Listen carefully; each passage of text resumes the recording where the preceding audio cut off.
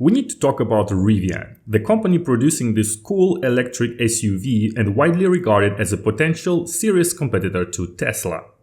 They are going to go public soon with a valuation of around $65 billion while bleeding billions of dollars and having delivered a few dozen vehicles? Yeah, strange times we live in. But there might be an explanation to this insanity as well. In this video, we'll see what Rivian is and what makes it unique, and also discuss its financials ahead of its IPO. Before we proceed, don't forget to smash the like button and subscribe to my channel if you're new here. We're discussing disruptive businesses and their growth potential. So, Rivian, as of today, it's mainly two vehicles. This all-electric SUV and all-electric delivery van. Both address different customer segments, with the SUV for consumers and the van for delivery businesses. Actually, literally only one company, Amazon. But back to the van and Amazon later. The SUV is positioned as an adventure vehicle, and it has a lot of pretty cool options like an integrated kitchen with all the cooking equipment, a tent to sleep in, flashlight in the door, and whatnot. It's also extremely efficient, according to the various tests where people actually had the chance to drive these beasts on complex terrain. Basically, there's nothing to criticize about these really cool cars. And one of the cars that will be directly competing with it is, of course, Tesla's Cybertruck, among others. Tesla announced the Cybertruck back in the end of 2019, but the production start has been delayed until at least the end of 2022, while Rivian just started its deliveries to their first customers. So it was a smart strategy to go in this specific market niche of electric SUVs where Tesla didn't yet have an upper hand. And it's the same for the vans. Instead of competing directly with Tesla regular models, they hope to establish a business of more heavy vehicles beforehand. In terms of numbers of cars, Rivian announced that they have about 48,000 pre-orders in US and Canada, but that are fully cancelable and refundable, while Tesla's Cybertruck has 1.25 million pre-orders and Ford about 150,000 for its F-150 Lightning. But Rivian has already delivered about 180 vehicles and announced that it will deliver about 1,000 overall until the end of this year. Concerning the electric delivery vans, those are expected to hit the road in 2022 for Amazon only. In fact, Amazon placed an order for 100,000 Rivian vans, which are supposed to be delivered before 2025. And during 4 years from the start of the deliveries, Rivian will only be able to produce such vans for Amazon Logistics exclusively. Also, Amazon can delay or not even purchase that many vehicles, and Rivian will still be bound by this agreement. In addition to this, Amazon is also a major stakeholder in Rivian, having invested a bit less than $2 billion in the company for a 20% stake, which makes it both a customer and an investor. Ford is in it as well with a 12% stake.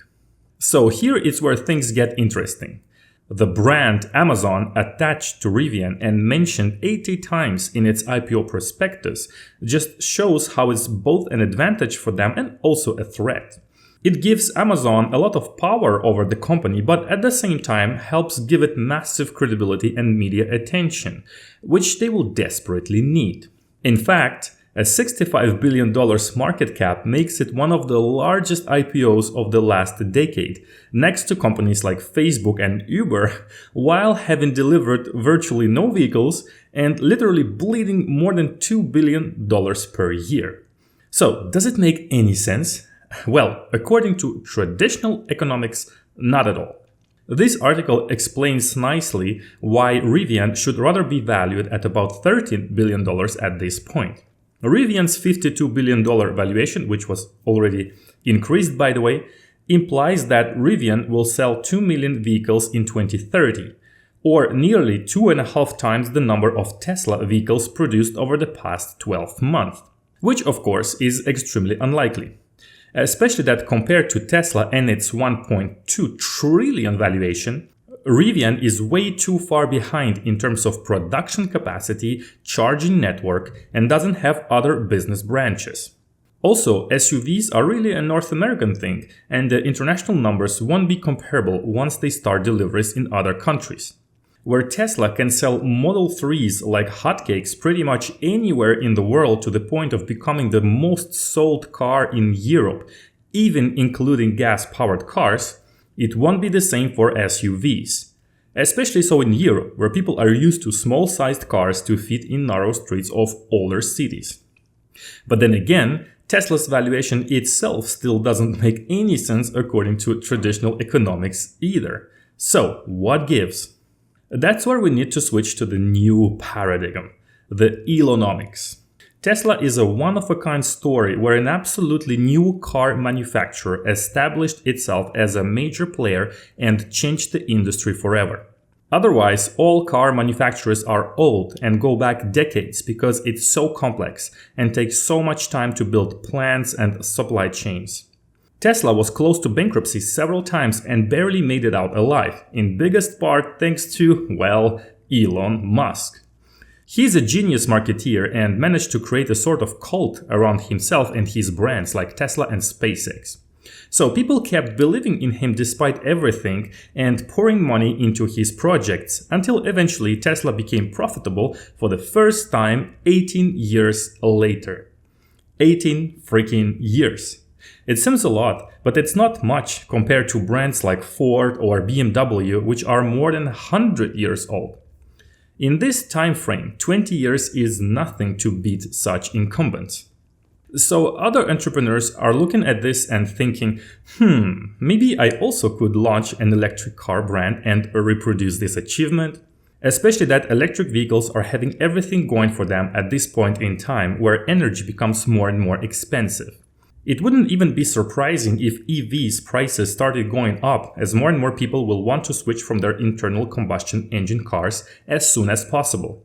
There's clearly a momentum which can make market caps go irrational. So Rivian basically wants to trigger Elonomics with such an insane valuation and also badly needs it, because this would allow them to raise $8 billion to finance their growth. Again, they're bleeding cash, $1.3 billion in just 3 months, which can be put into perspective of their Amazon investment of less than $2 billion. Yep, that's not much in absolute terms, so they need money. The problem for Rivian is that they don't have an Elon, but they hope that the Amazon brand and the electric vehicle market growth will help value their company according to irrational Elonomics, which is a risky strategy. Finally, one last company that Rivian and Tesla can be compared to is Lucid. Lucid also recently went public through a SPAC and also didn't deliver any vehicles before doing so. Their stock price shot up for a month before crashing back down and stayed there for a while. Then, when they announced that they finally started customer deliveries, boom, their stock price went up again. And now they also have a market cap of $67 billion, while still losing billions of dollars and barely delivering any cars.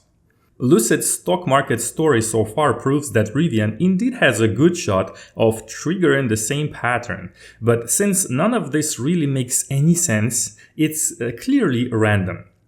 This video is not financial advice, it's pure entertainment, so don't base any of your decisions on what you see here. Let me know what you think of Rivian in the comments below, and don't forget to hit the like button. See you soon!